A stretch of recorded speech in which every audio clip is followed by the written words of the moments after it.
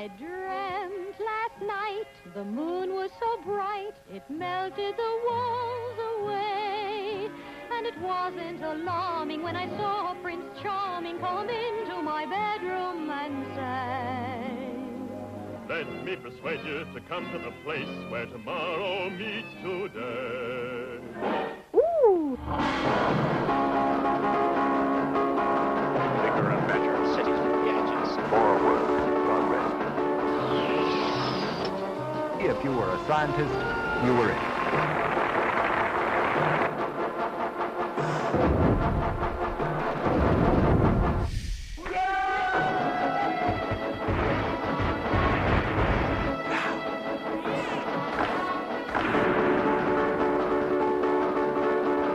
Your excellent science, I am your faithful servant. And the tomorrow. Building a new world.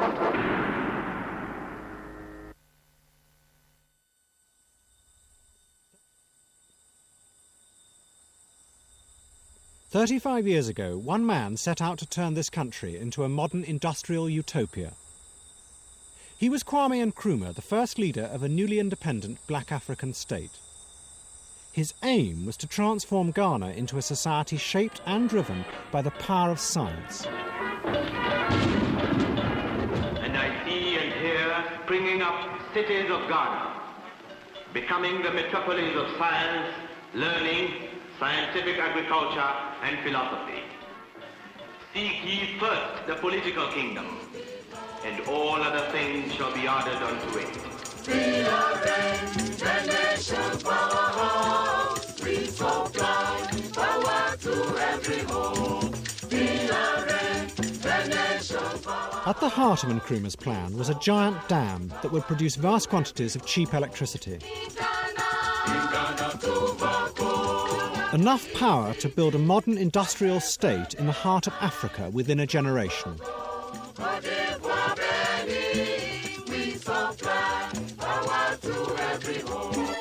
But what Nkrumah did not foresee was that with the dam would come other, more dangerous forms of power which he could not control.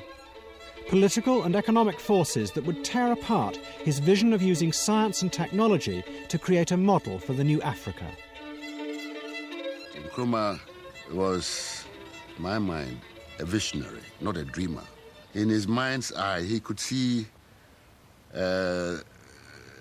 United States of Africa as United States of America.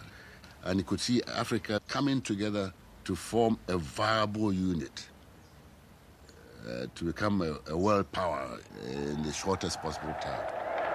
Now, there is a new African in the world. He needed power, and there was no source from which he could get the amount of power which he needed. And this was the one source which could provide him with that power. And he was prepared to go the whole length to get it.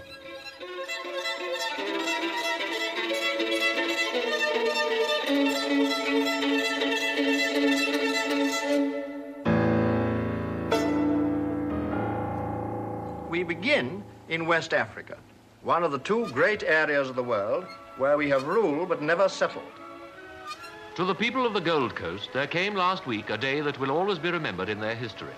For here, in what's been a British colony for more than a century, nearly 1 million people went to the polls in their first general election. The main issue in the election lay between those who want self-government sometime in the future and those who want it now, like the Convention People's Party, the CPP. Their leader, Kwame Nkrumah, spent election day in jail, serving a sentence for incitement and sedition. Nkrumah's rise had been irresistible. After spending 10 years in America as a student, he had returned to the Gold Coast in 1947. Within 2 years, he had formed a political party. 2 years after that, he swept to power. Although the British still controlled trade, defence and foreign policy, he had become the first black African Prime Minister. Nkrumah, before coming into power, has, in his election manifesto, had made certain promises about development, about turning the country into a modern industrial country. Nkrumah very much believed that for development, power was necessary, that you had to have power, that without power, you couldn't develop. Power meant electricity, and the source was to be the giant Volta River that flowed through the eastern half of the country. Ever since the 1920s, the British had planned to build a dam there. A hydroelectric plant would produce electricity to make aluminium from the Gold Coast's vast reserves of the mineral bauxite. In the early 50s, Britain was desperate for a cheap source of aluminium, and Nkrumah joined with the British to resuscitate the scheme. This is the Volta, the greatest natural resource of the Gold Coast, whose latent power is the mainspring of the most visionary development project in the whole of Africa. And this is bauxite, which lies in millions of tons beneath the green forested hills of the Gold Coast. From this red earth, man can extract the shining wonder metal of today, aluminium. And that is the aim of the Gold Coast, to cap the march to independence with a dramatic leap into the age of technology. The British authorities saw the power from the dam simply as a means to boost the empire's supply of aluminium. But for Nkrumah it was much more. He saw it as the key to fulfilling his country's destiny. The power was originally conceived just for the manufacture of aluminum in this country. But then when Kwame came, he gave a new accent, a new importance to that power project.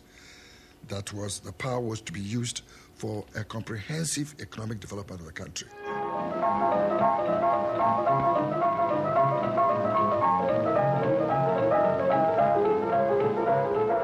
Together, Nkrumah and the British organised a travelling exhibition to promote the Volta scheme.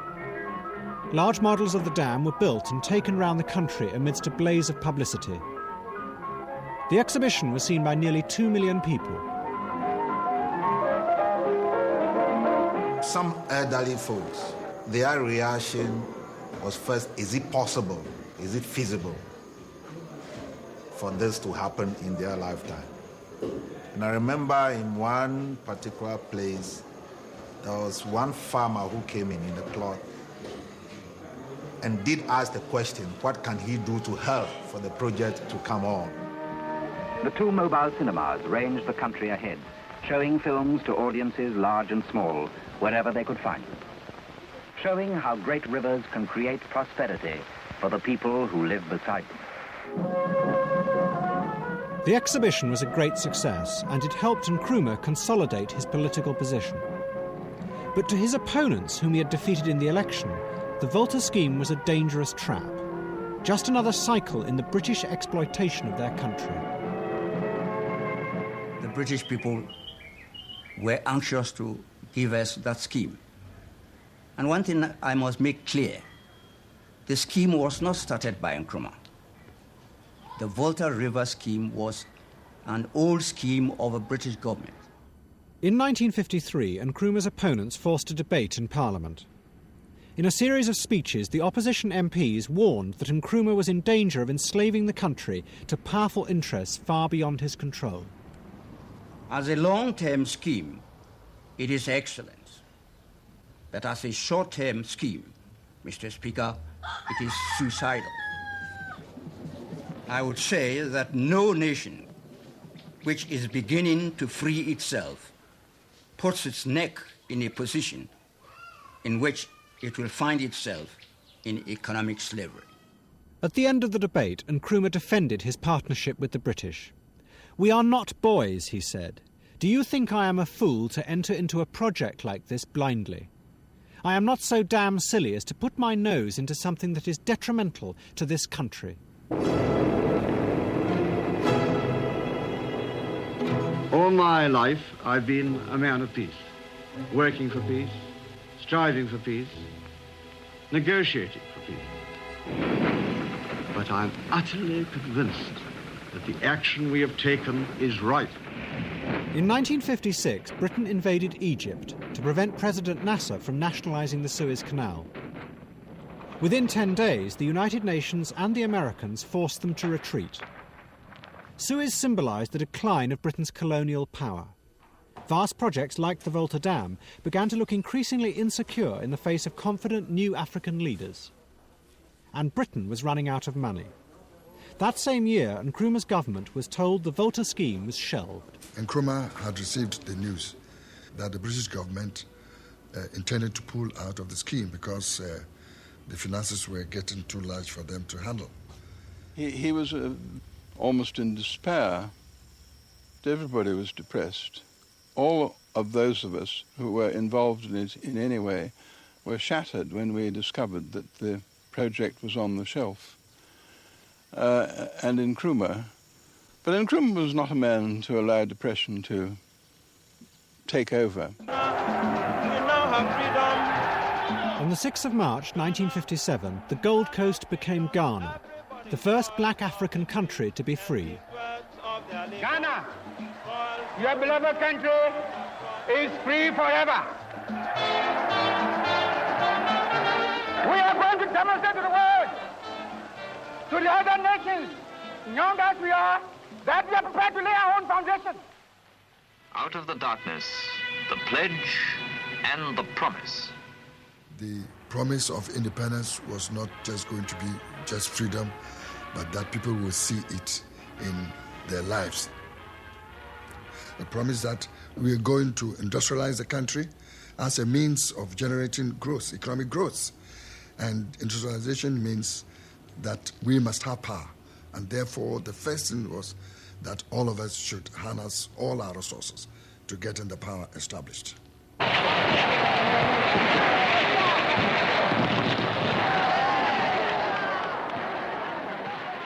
It was a glorious moment for Ghana and for Nkrumah. But in private, he knew that many of the promises on which he had been swept to power